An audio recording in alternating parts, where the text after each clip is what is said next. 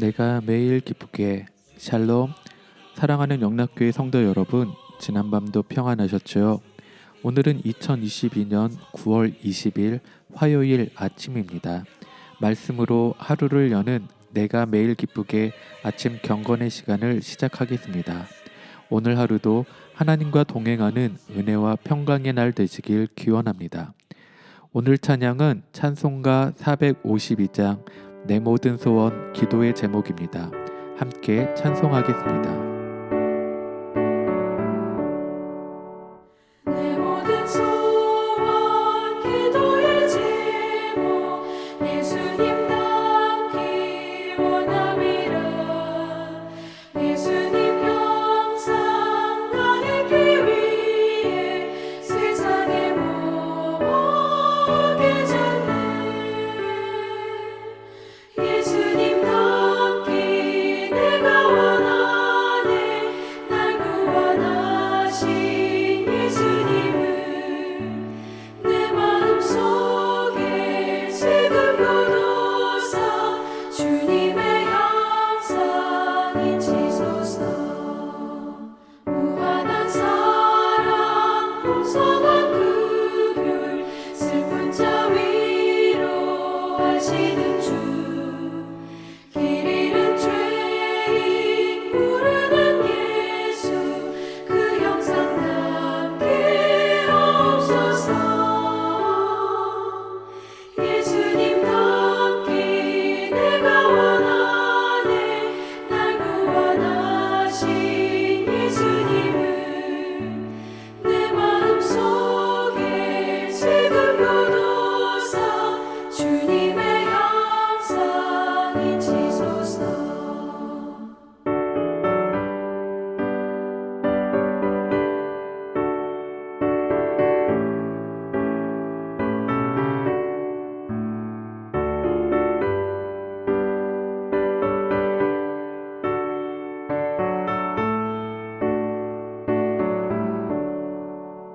겸손한 예수 거룩한 주님 원수의 멸시 참으시사 우리를 위해 고난을 받은 구주를 닮게 하옵소서.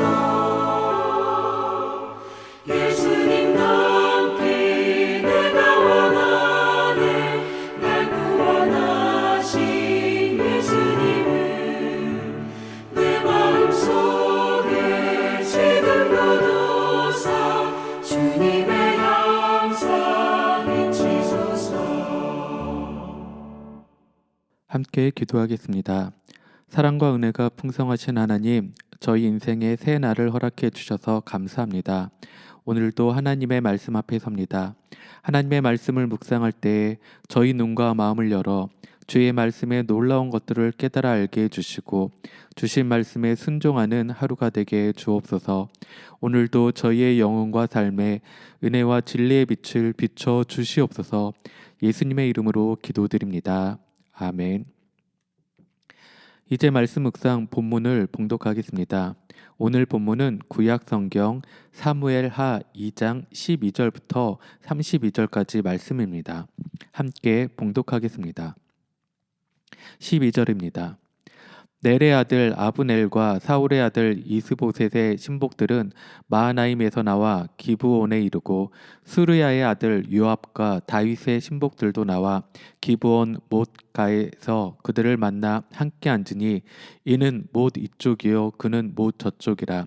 아브넬이 요압에게 이르되 원하건대 청년들에게 일어나서 우리 앞에서 겨루게 하자.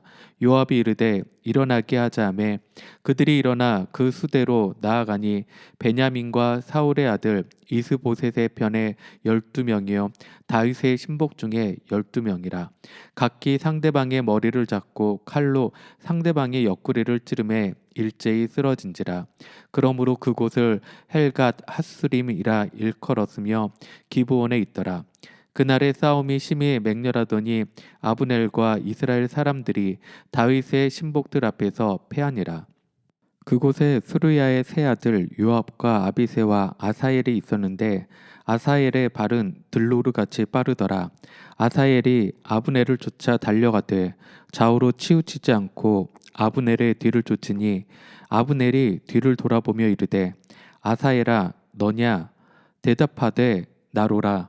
아브넬이 그에게 이르되 너는 왼쪽으로나 오른쪽으로나 가서 청년 하나를 붙잡아 그의 군복을 빼앗으라 하되 아사엘이 그렇게 하기를 원하지 아니하고 그의 뒤를 쫓음에 아브넬이 다시 아사엘에게 이르되 너는 나 쫓기를 그치라.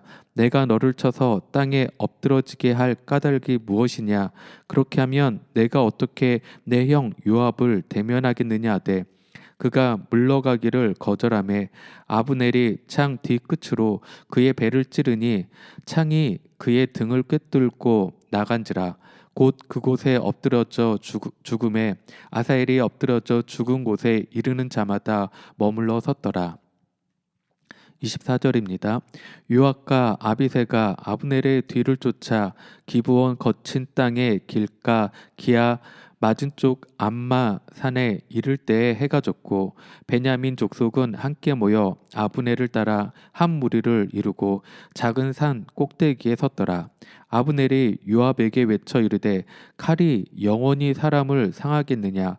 마침내 참혹한 일이 생길 줄을 알지 못하느냐.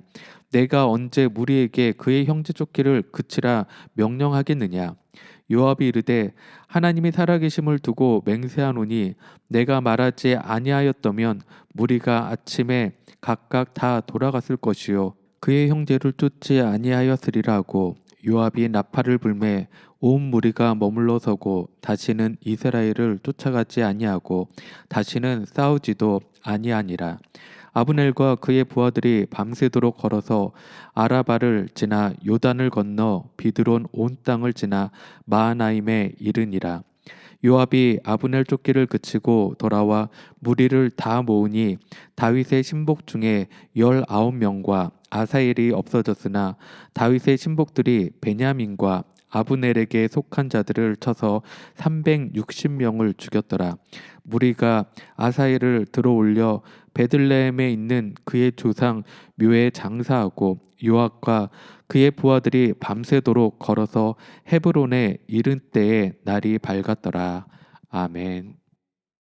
이제 말씀 묵상을 함께 나누겠습니다. 첫째로 오늘 묵상 본문의 핵심 내용을 살펴보겠습니다. 사울과 요나단이 죽은 후에 다윗은 블레셋을 떠나 유다로 이주할 계획을 세웁니다. 이때 다윗은 하나님께 기도합니다. 내가 유다 한 성읍으로 올라가리이까?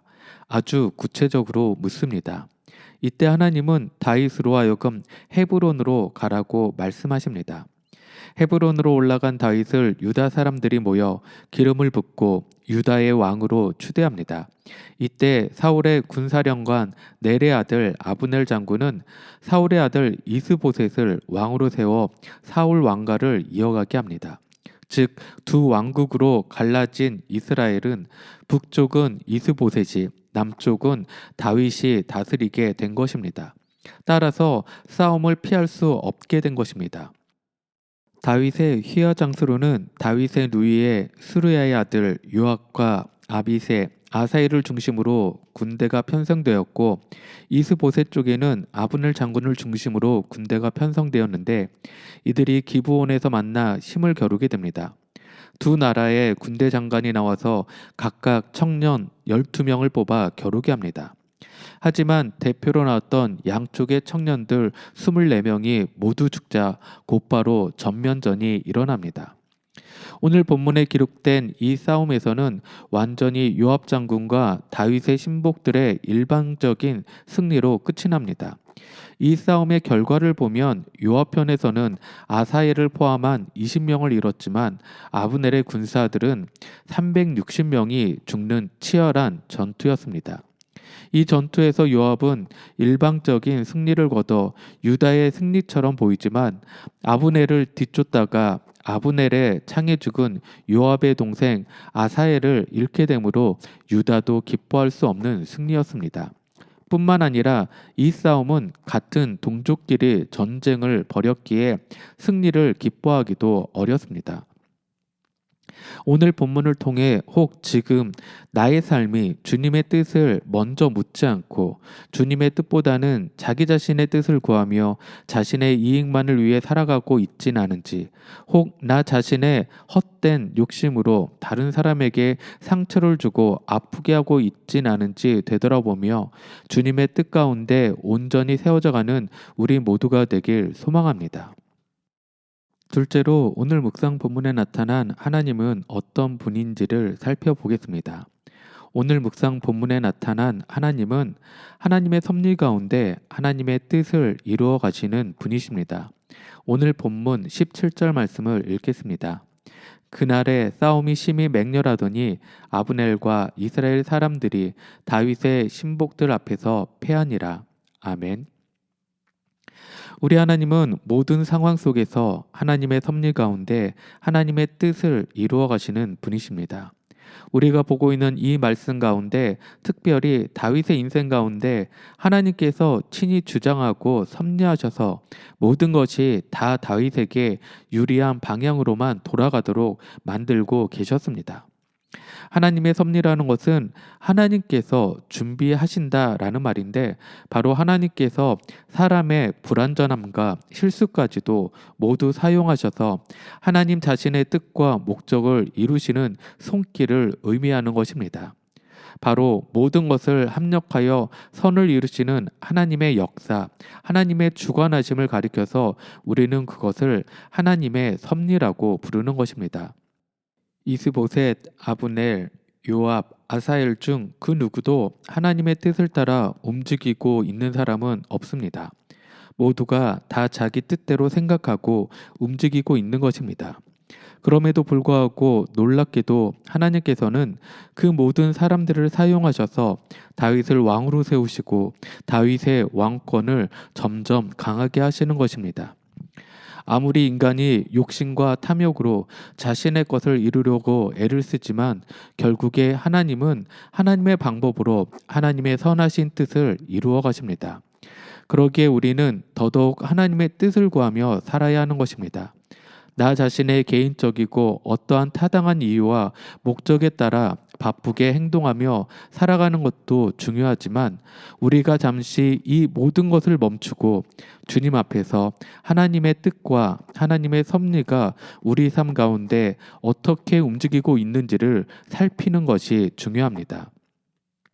오늘 하루도 하나님께서 나의 삶을 통해 내가 서 있는 자리에서 어떻게 역사하고 계신지를 살피며 나아가야 하는 것입니다. 그러기 위해 주님 앞으로 먼저 나아가야 합니다. 주님께 먼저 물어야 합니다. 그럴 때 우리 가운데 지혜와 능력을 주시어 내가 서 있는 자리에서 하나님의 뜻에 합당한 삶을 살며 나에게 맡겨진 귀한 사명을 잘 감당할 수 있을 것입니다. 그렇게 늘 주님 앞에 나아가는 저와 여러분 모두가 되시길 주님의 이름으로 축원합니다. 마지막으로 오늘 말씀 묵상이 나에게 주는 교훈과 메시지를 살펴보겠습니다. 오늘 나에게 주는 교훈과 메시지는 참된 성도는 늘 주님께 먼저 묻고 행하는 자가 되어야 한다는 것입니다. 오늘 본문 30절과 31절 말씀을 읽겠습니다. 요압이 아브넬 쫓기를 그치고 돌아와 무리를 다 모으니 다윗의 신복 중에 19명과 아사엘이 없어졌으나 다윗의 신복들이 베냐민과 아브넬에게 속한 자들을 쳐서 360명을 죽였더라. 아멘. 오늘 본문에 나오는 요압과 아브넬의 이 싸움은 큰 명분도 없는 의미 없는 싸움이었습니다. 그러나 그 결과는 이 싸움으로 인해 너무나 많은 사람들이 희생되었음을 볼 수 있습니다. 같은 민족이 서로 죽이고 죽이는 내분으로 번지고 요압의 동생 아사엘까지 죽게 됩니다. 나중에 보면 아시겠지만 결국에는 요압이 아사엘에 대한 복수를 하는 피가 피를 부르는 안타까운 상황까지 가게 됩니다. 이 모든 일을 할 때 요압과 아브넬은 둘 다 하나님을 섬기는 이스라엘 백성임에도 불구하고 하나님의 뜻이 어디 있는지 알려고 하지 않았습니다. 자신들의 뜻, 자신들의 욕망에 이끌려 하나님께 묻지 않고 자신들의 뜻대로 행하다 결국에는 비참한 인생을 맞게 되는 것입니다. 하나님의 사람들, 성도들은 먼저 하나님의 뜻을 구하며 하나님께 묻고 의지하는 삶을 살아야 합니다. 성도의 삶은 기본적으로 하나님을 의지함에서 출발합니다. 하나님께서는 믿을 만한 분이시고 우리를 사랑하시고 은혜 내려주길 원하시는 분이십니다. 하나님께서는 언제나 우리의 보호자로 안전을 지키시고 도와주시는 분이십니다. 그러기에 우리의 삶 가운데 하나님께서 나의 주 되심을 인정하고 먼저 묻고 시작하는 자세가 선행되어야 할 것입니다. 이는 하나님을 믿는 사람의 성도의 삶의 당연한 순서일 것입니다. 그러나 이 순서를 망각하고 행동하는 사람들은 자신이 모든 것을 다 결정할 수 있는 권한과 위치에 있다고 생각합니다. 하지만 여기에는 큰 오류가 있습니다. 우리는 우리의 삶을 알 수 없습니다. 우리는 단지 유한한 존재입니다. 우리는 하나님의 뜻을 이루면서 우리에게 주어진 삶을 살아가야 하는 사람들입니다. 그것이 행복입니다. 그 삶을 살아가기 위해 우리는 하나님의 가르침에 맞게 가야 하는 것입니다. 우리는 우리의 삶 속에서 수많은 선택을 앞에 두고 고민하며 살아갑니다.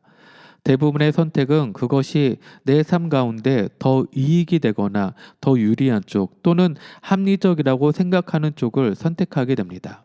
하지만 사람의 판단과 지혜로 유리하거나 합리적이라고 생각하는 쪽이 하나님 보시기에 어떨지는 모릅니다. 그러기에 하나님께서 보시기에 좋은 쪽을 선택할 수 있는 지혜를 우리는 가져야 합니다. 바로 그것이 늘 먼저 하나님께 묻는 것입니다. 기도하는 것입니다.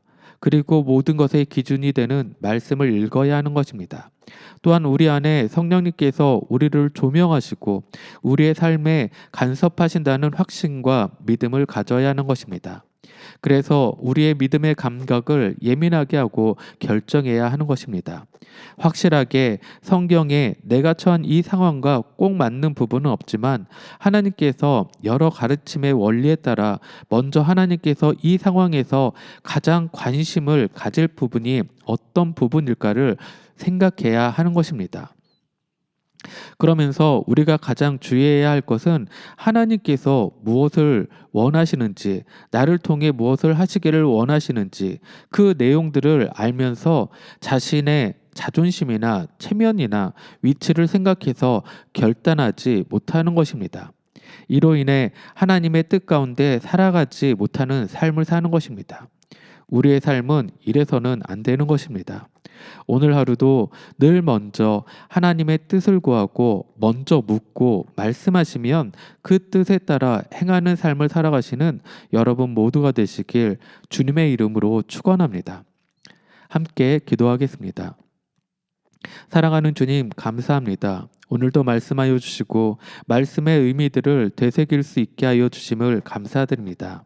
주님, 아브넬과 요압의 모습을 통해 주님의 뜻을 따라 살지 못할 때 얼마나 비참하고 안타까운 일들이 일어나는지 깨닫게 하여 주시니 감사드립니다. 주님, 먼저 그 나라와 의를 구할 때 모든 것을 더하여 주신다고 말씀하시는 그 말씀을 유지하며 어떤 일을 하기 전에 늘 먼저 주님 앞에 나아가 묻고 나아가는 저희의 삶이 되게 하여 주시옵소서. 주님의 뜻을 먼저 구하는 저희들의 삶이 되게 하여 주시옵소서. 이제는 우리 주 예수 그리스도의 크신 은혜와 하나님의 놀라우신 사랑하심과 성령님의 감화감동 교통하심이 모든 일 가운데 먼저 주님의 뜻을 구하며 주님 앞에 나와 묻고 그 말씀에 귀 기울이며 말씀하실 때 온전히 순종하며 행하는 삶 살기로 결단한 사랑하는 모든 성도들 머리 위에 그들의 가정과 생업 위에 지금부터 영원토록 함께 하시길 간절히 축원하옵나이다. 아멘. 찬양이 연주되는 동안 오늘 주신 말씀과 기도 제목을 가지고 믿음으로 함께 기도하겠습니다. 첫째는 오늘 하루도 다른 것이 아닌 주님 앞에 맨 먼저 나아가 주님의 뜻을 구하는 자 되게 해달라고, 성경 말씀을 내 삶의 기준 삼고 그것을 통해 말씀하시는 주님의 지혜를 구하는 삶 살게 달라고 함께 기도하겠습니다. 둘째는 우리 영락교회 모든 성도와 교회 공동체를 은혜와 평강으로 지켜주시고 무엇보다 몸에 연약함 있는 자들에게 찾아가 주셔서 치료하시고 회복시켜 주시길 기도하겠습니다. 또 요즘 일교차가 심한데 우리 어르신들의 건강을 지켜주시고 보호해 주시길, 그리고 복음이 전해져야 할 선교지와 그 가운데 쓰시는 선교사님들을 지켜주시고 보호해 주시기를 중보하며 기도하겠습니다. 마지막으로 여러분 각자가 가지고 계신 기도 제목들을 주님 앞에 올려드리고 그뿐만 아니라 가족과 부모 형제들의 삶 가운데에도 주님의 은혜가 충만하길 5분 이상 함께 중보하며 기도하겠습니다.